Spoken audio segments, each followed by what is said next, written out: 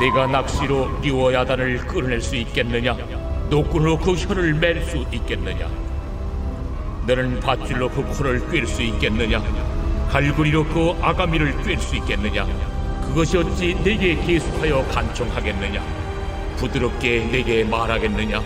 어찌 그것이 너와 계약을 맺고 너는 그를 영원히 종으로 삼겠느냐? 네가 어찌 그것을 새를 가지고 놀듯 하겠으며 네 여종들을 위하여 그것을 내어두겠느냐? 어찌 장사꾼들이 그것을 놓고 거래하겠으며 상인들이 그것을 나누어 가지겠느냐? 내가 능히 많은 창으로 그 가죽을 찌르거나 작사를 그 머리에 꽂을 수 있겠느냐? 내 손을 그것에게 얹어보라. 다시는 싸울 생각을 못하리라. 참으로 잡으려는 그의 희망은 헛된 것이니라. 그것의 모습을 보기만 해도 그는 기가 꺾이리라. 아무도 그것을 격동시킬 만큼 담대하지 못하거든 누가 내게 감히 대항할 수 있겠느냐? 누가 먼저 내게 주고 나로 하여금 갚게 하겠느냐? 온 천하에 있는 것이 다 내 것이니라. 내가 그것의 지체와 그것의 큰 용맹과 늠름한 체구에 대하여 잠잠하지 아니하리라. 누가 그것의 겉가죽을 벗기겠으며 그것에게 겹재갈을 물릴 수 있겠느냐? 누가 그것의 턱을 벌릴 수 있겠느냐? 그의 둥근 이틀은 쉼이 두렵구나. 그의 질비한 비늘은 그의 자랑이로다. 튼튼하게 봉인하듯이 닫혀있구나. 그것들이 서로 달라붙어 있어 바람이 그 사이로 지나가지 못하는구나. 서로 이어져 붙었으니 능히 나눌 수도 없구나. 그것이 재채기를 한즉 빛을 발하고 그것의 눈은 새벽의 눈꺼풀빛 같으며 그것의 입에서는 횃불이 나오고 불꽃이 튀어나오며 그것의 콧구멍에서는 연기가 나오니 마치 갈대를 태울 때 솥이 끓는 것과 같구나. 그의 입김은 숯불을 지피며 그의 입은 불길을 뿜는구나. 그것의 힘은 그의 목덜미에 있으니 그 앞에서는 절망만 감돌 뿐이구나. 그것의 살껍질은 서로 밀착되어 탄탄하며 움직이지 않는구나. 그것의 가슴은 돌처럼 튼튼하며 맷돌 아랫짝같이 튼튼하구나. 그것이 일어나면 용사라도 두려워하며 달아나리라. 칼이 그에게 꽂혀도 소용이 없고 창이나 투창이나 화살촉도 꽂히지 못하는구나. 그것이 쇠를 지푸라기같이 놋을 썩은 나무같이 여기니 화살이라도 그것을 물리치지 못하겠고 물맷돌도 그것에게는 겨같이 되는구나. 그것은 몽둥이도 지푸라기같이 여기고 창이 날아오는 소리를 우습게 여기며 그것의 아래쪽에는 날카로운 토기 조각 같은 것이 달려있고 그것이 지나갈 때는 진흙바닥에 도리깨로 친 자국을 남기는구나. 깊은 물을 솥에 물이 끓음 같게 하며 바다를 찜병같이 다루는도다. 그것의 뒤에서 빛나는 물줄기가 나오니 그는 깊은 바다를 백발로 만드는구나. 세상에는 그것과 비할 것이 없으니 그것은 두려움이 없는 것으로 지음받았구나. 그것은 모든 높은 자를 내려다보며 모든 교만한 자들에게 군림하는 왕이니라. 할렐루야. 오늘도 주님의 은혜가 충만한 복된 하루 되시기를 바랍니다. 욥기서 41장 본문인데요. 오늘 본문에 보면 리워야단이라는 아주 특별한, 아주 특이한 동물에 대해서 하나님이 말씀을 하세요. 어제 본문에 보면 베헤못이라는 그런 동물을 언급을 하셨는데 어제 이어서 오늘 리워야단에 대한 이야기가 한참 소개가 되는데 이제 그 이유를 가만히 이제 들여다보면 이제 어제 본문 14절에 보면 40장 14절 그리하면 내 오른손이 너를 구원할 수 있다고 내가 인정하리라 라는 아주 중요한 하나님의 말씀이 소개가 됩니다.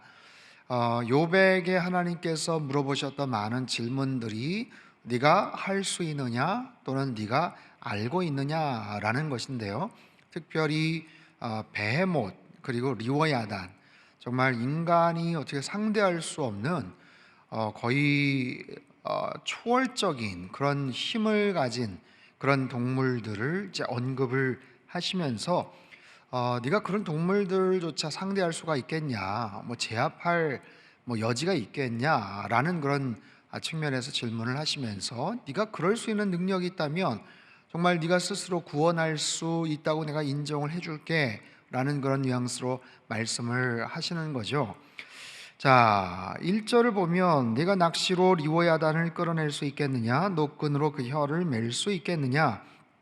41장이 꽤 긴데 리워야단이라는 이 동물, 이거는 히브리어로 리베이탄이라는 단어고요. 또 아라비아어로는 스스로 갚는 그런 존재라는 뜻을 갖고 있어요.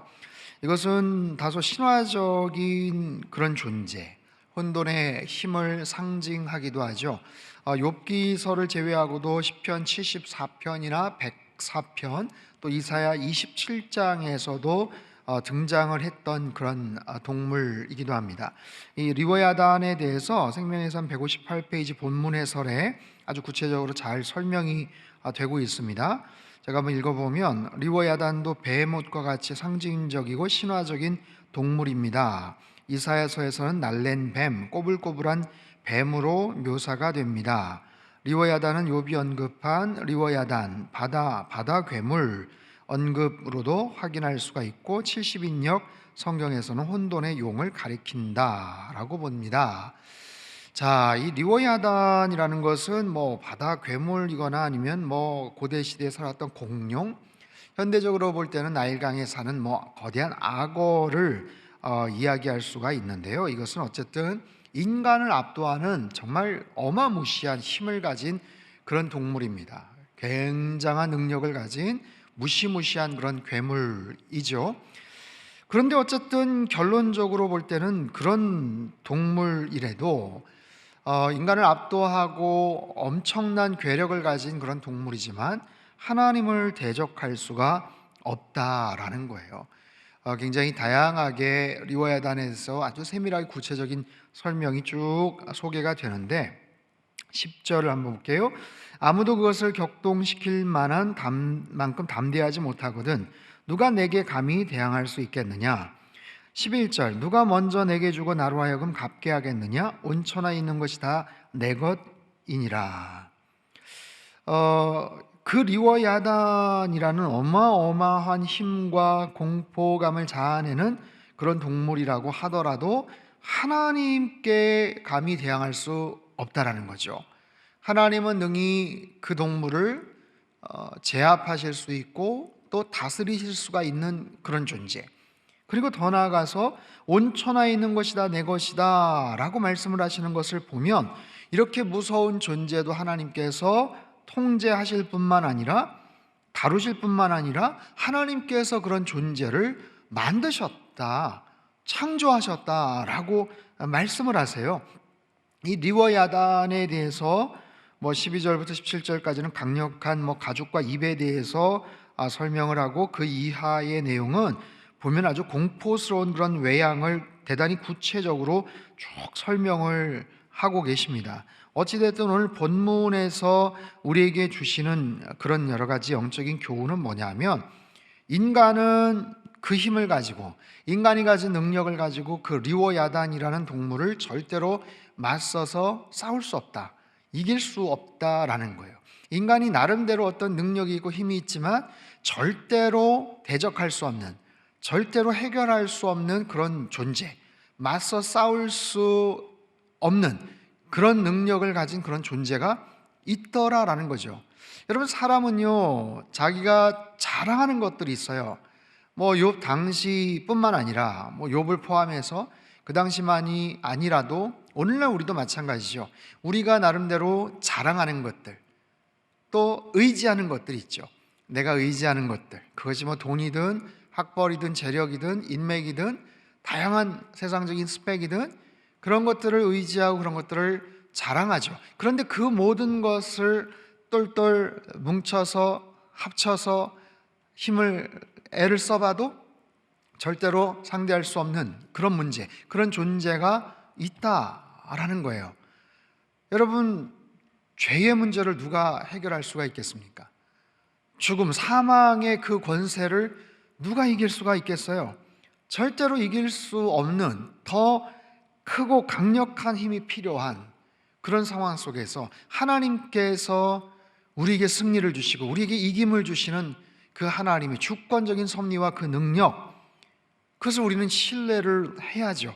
리워야단을 정말 우리가 듣도 보도 못했던 신화 속 괴물과 같은 그런 존재이지만 오늘 이 욥기서 이 내용을 통해서 아주 구체적으로 쭉 설명을 34절까지 41장 1절서부터 마지막 34절까지 얼마나 구체적으로 쭉 설명을 하시는지 몰라요. 여러분, 우리가 굳이 알지 못해도 알지 않아도 되는 상관없는 그런 내용입니다. 그럼에도 불구하고 하나님께서 우리에게 주시는 메시지는 아주 단순하죠. 그럼에도 하나님은 통제하실 수가 있다. 심지어는 하나님의 모든 주권하에 있다. 여러분, 그 리워야단 같이 우리에게 공포심을 자아내게 만드는 그런 대상이 있어요. 어떤 특정한 사람 아니면 어떤 특정한 문제 이슈, 그걸 넘어서 2년째 지속되는 코로나 팬데믹과도 같은 그런 상황들, 굉장히 우리를 낙담케 만들고 좌절케 만드는 그런 여러 가지 절망들, 두려움들, 막막한 모든 현실들. 하지만 하나님께서 이 리워야단에 대한 이야기를 통해서 우리에게 주시는 메시지는, 하지만 하나님은 그 모든 것이 통제가 가능하시다. 하나님께서 그 모든 것을 다스리실 수가 있다. 그리고 결국에는 하나님께서 모든 것을 승리케 하신다. 모든 것을 하나님이 다 만들어 놓으시고 장치를 해두신 것은 아니지만 모든 것이 하나님의 주권하에 있는 거예요. 여러분, 사단이 욥을 괴롭혔죠. 사단이 욥을 힘들게 했죠. 그래서 하나님께서 만드신 건 아니에요. 하지만 하나님의 허락하에 이루어진 것이죠. 그럼에도 불구하고 모든 것을 하나님이 통제하시고 다스리시고 주관하신다라는 것. 사랑하는 성도 여러분, 오늘 우리의 삶도 마찬가지입니다. 내 힘으로는 어떻게 할 수 없는 일들이 분명히 있습니다. 하지만 그 모든 것을 하나님이 통제하시고 하나님이 감찰하실 수 있는 분임을 여러분 분명히 믿으시기를 바랍니다. 그리고 그 모든 것을 하나님께서 결국에는 통제하시고 하나님의 섭리와 하나님의 뜻으로 이 모든 것을 합력할 선을 이루어 주실 수 있는 그런 하나님, 그 하나님을 여러분 우리가 신뢰하고 믿음으로 고백하는 거예요. 마지막 본문 33절 34절 말씀입니다. 세상에는 그것과 비할 것이 없으니 그것은 두려움이 없는 것으로 지음받았구나. 그것은 모든 높은 자를 내려다보며 모든 교만한 자들에게 군림하는 왕이니라. 리워야단이 그런 존재다라는 거예요. 교만하고 모든 것을 군림하는 그런 존재. 언뜻 보면 악한 마귀 사단이 세상을 마치 통제하고 다스리고 통치하는 것처럼 보여지지만 그렇지 않다는 거예요. 리워야단을 제압하시고 통제하실 수 있는 그런 하나님이 사단을 능히 격파하시고 모든 것을 하나님께서 원하시는 대로 이끌어 나가시는 그 하나님이 저와 여러분의 하나님이심을 여러분 분명히 믿으시고, 이 모든 상황 결국에는 하나님께서 반전을 이끌어 나가시고 우리의 삶을 해피엔딩으로 이끌어 주실 것이다라는 분명한 믿음과 신뢰를 가지시고 오늘 하루도 여러분 승리하시고 이 말씀을 통해서 여러분 그 하나님을 더욱더 알아가시는 복된 한 날 되시기를 주님의 이름으로 축원합니다. 기도하겠습니다.